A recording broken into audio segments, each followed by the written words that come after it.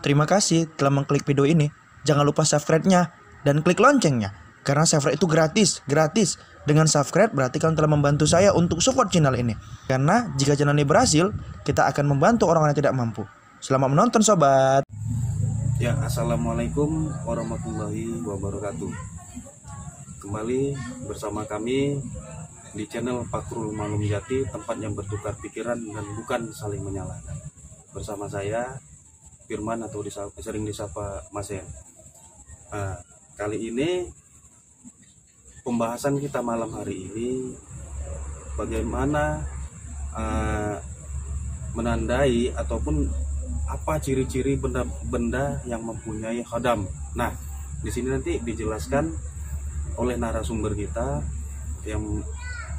yang biasa disapa Mas Kribu. Nah, ini Mas Kribunya. Ya, selamat malam Mas Kribu. Terima kasih Mas En udah mengundang saya kemari. Ya. Sebenarnya bukan acara saya nih kan. Ya. Cuman karena saya diundang untuk jadi narasumber, ya sepengetahuan saya lah saya kasih tahu. Iya.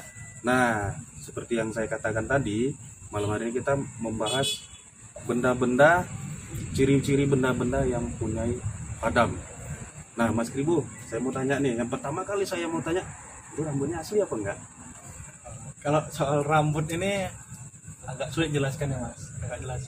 Cuman kalau pemirsa sendiri lihatnya asli atau palsu? Kayaknya Mas Kribu sendiri pun palsu nih.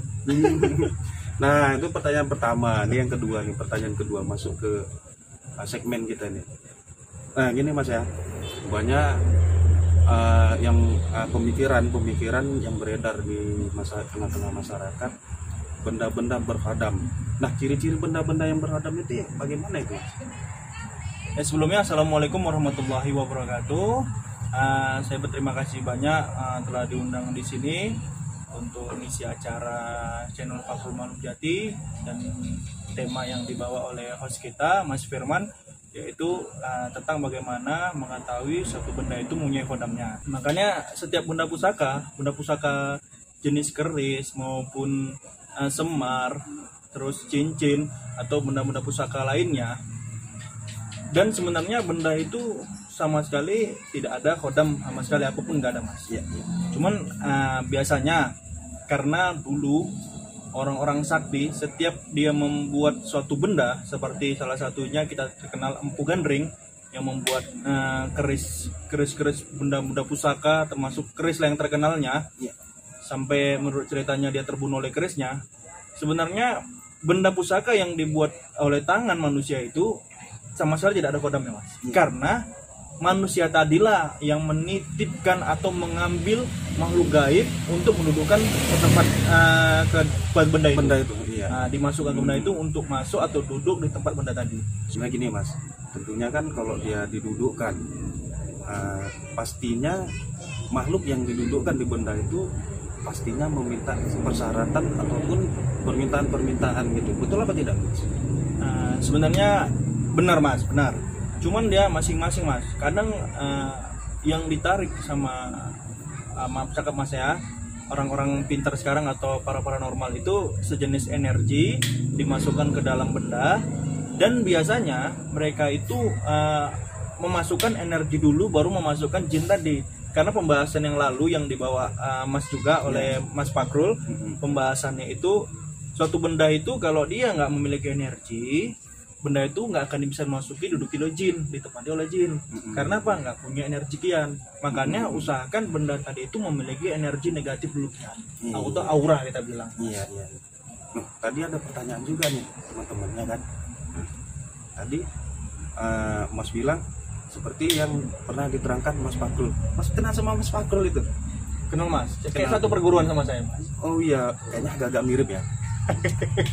Iya Mas, agak-agak mirip sih. Cuma bedanya di rambut saja. Nah, ada lagi nih Mas. Kalau sudah dimasukkan lah benda itu dimasukkan makhluk gaib, terus makhluk itu apakah dia tidak meronta, apakah dia merasa terpaksa, itu bagaimana tuh Mas?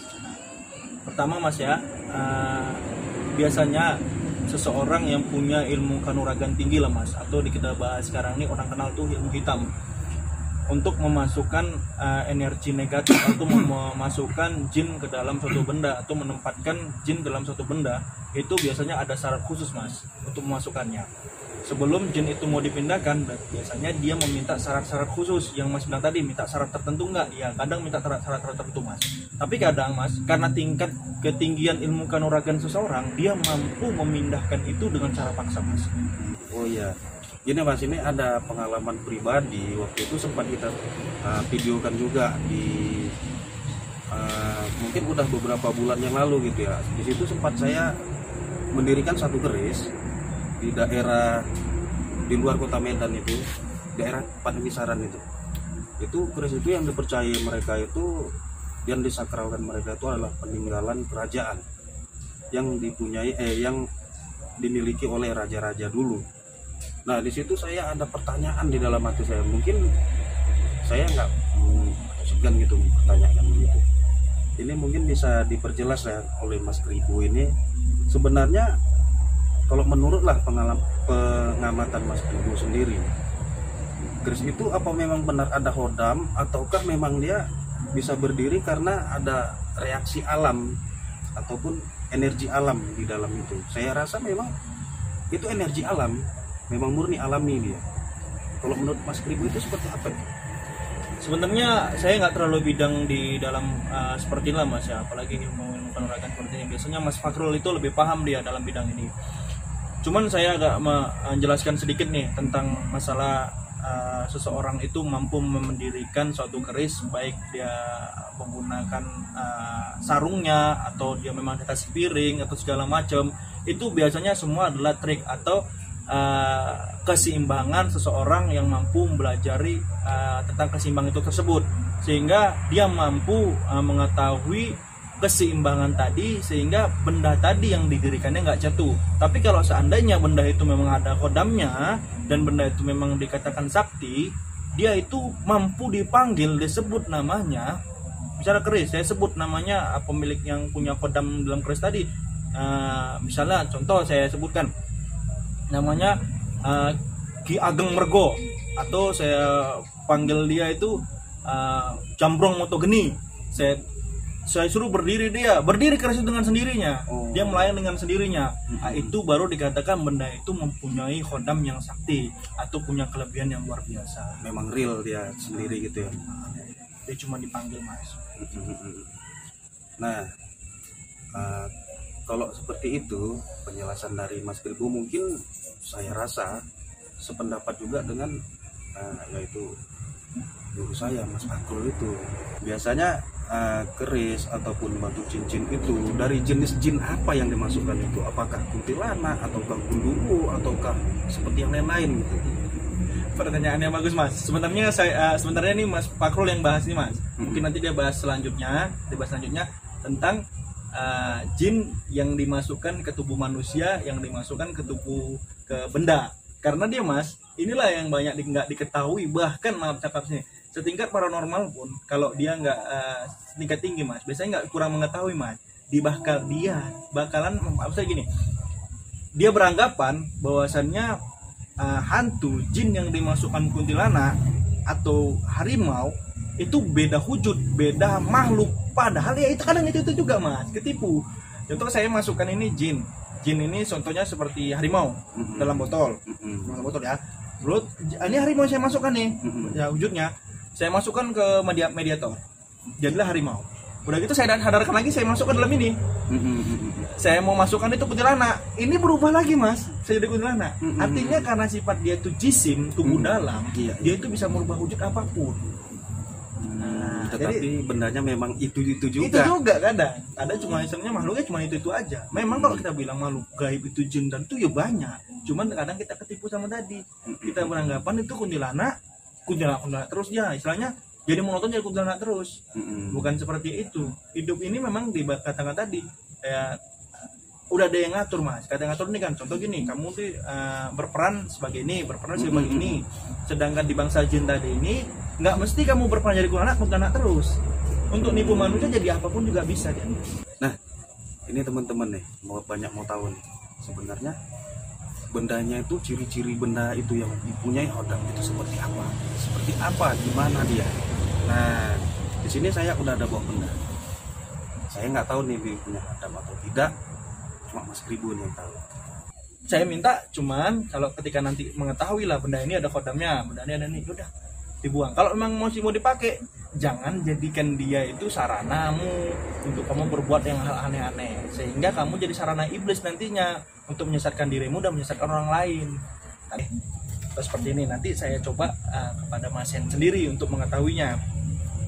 Ini benda, tengok perhatikan ya, ini batu cincin. Nah, perhatikan ya, batu cincin. Jadi pegangnya seperti ini, telunjuknya di bawah, jempolnya di atas, seperti ini. Buat semua benda yang berbentuk cincin, buat seperti ini.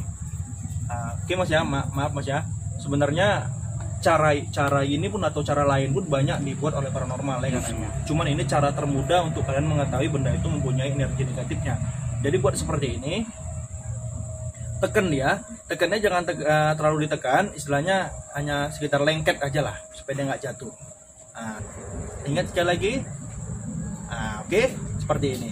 Jadi kalau Mas, kalau misalnya seandainya benda-benda pusaka lainnya apa seperti sama-sama nih, beda cara megangnya.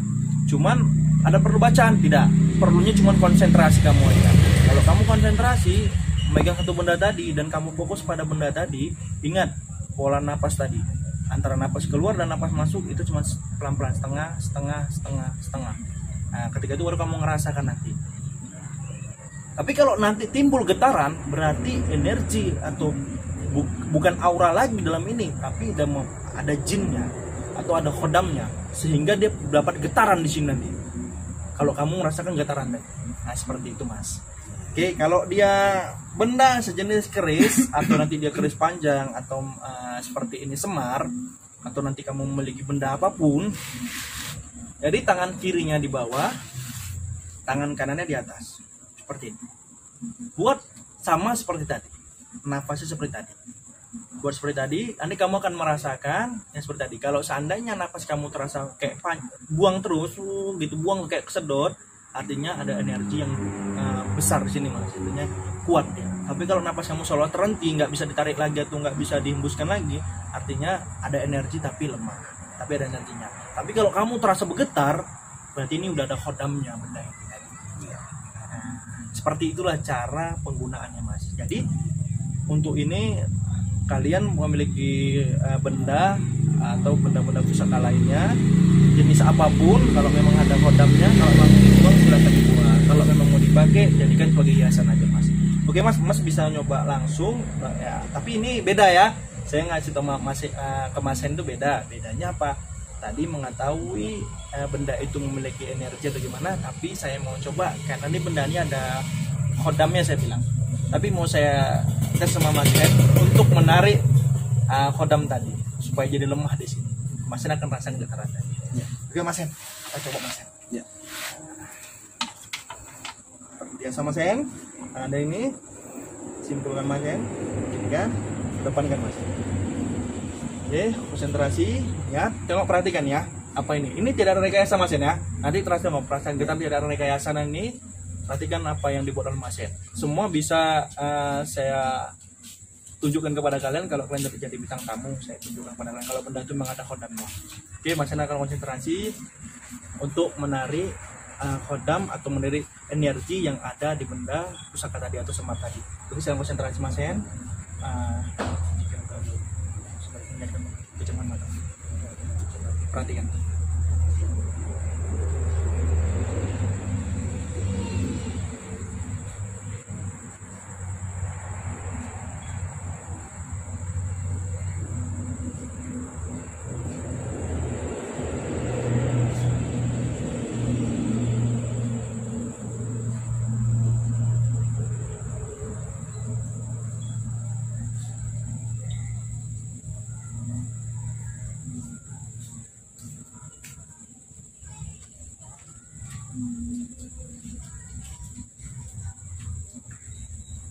Ini adalah reaksi yang timbul, terasa ada getaran dari dia dalam tangan Mas Hen ini, itu yang terasa dia. Artinya benda itu memang kuat energinya. Ya. Silakan Mas yang jelaskan Mas apa yang Mas rasa. Ya. Terasa seperti tangan kita diselimuti, seperti ada seperti binatang itu bergerak di dalam tangan. Dan napas kita tarik. Iya, ini dia, benar. Real, nyata. Memang benar nyata. Ya, mungkin itu satu metode dari sekian banyak metode itu Mas ya. Iya, betul. Penarikan apa ini, merasakan energi-energi gitu. Nah, kalau misalnya ini Mas, benda-benda ini gitu tidak di kekuatannya itu tidak kita pergunakan gitu, atau kita cuekin aja dia gitu, hanya sekedar hiasan, itu kekuatannya luntur atau tidak itu Mas? Iya, yang kita dibahas Mas Fakrul atau dibahas Mas Hen kemarin, yang katanya Mas Fakrul bahwasannya kalau dia nggak diopeni dia akan melemah. Hilang enggak tapi melemah. Iya, dia tetap ada tapi lemah. Karena mungkin kurang disajeni gitu mungkin ya Mas. Iya, betul. Iya. Hari ini kita udah membahas ciri-ciri benda-benda ini yang mempunyai padamnya. Nah, sekarang ini dari Mas Kribo sendiri, ada nggak sih nasihat yang untuk teman-teman ini supaya jangan tergantungan dengan benda-benda itu? Oke Mas, oke, terima kasih. Saya ada sedikit nasihat ini untuk kalian lah pemegang benda-benda pusaka jenis apapun. Saya minta kepada kalian, kalau kalian itu seorang pengkoleksi benda pusaka, jangan pernah sekali-sekali kalian itu bergantung kepada benda pusaka atau meminta kepada benda pusaka, karena benda pusaka sendiri yang buat itu tangan manusia. Jadi kan yang hebat itu kan manusianya, berarti minta sama manusia lah kalau gitu daripada sama bendanya. Orang bendanya itu kan buatan manusia, enggak, dan manusia sendiri buatan Allah, ciptaan Allah. Ya kalau gitu ngapain lagi kita minta jauh kali melangkahnya, langsung aja minta sama Allah. Seperti itulah teman-teman, udah panjang lebar kita kesana kemari ngobrol tentang hal-hal mistis yang ada di dalam benda ini, dan begitu juga lah keterangan dari Mas Kribo dan nasihat-nasihat dari Mas Kribo sendiri.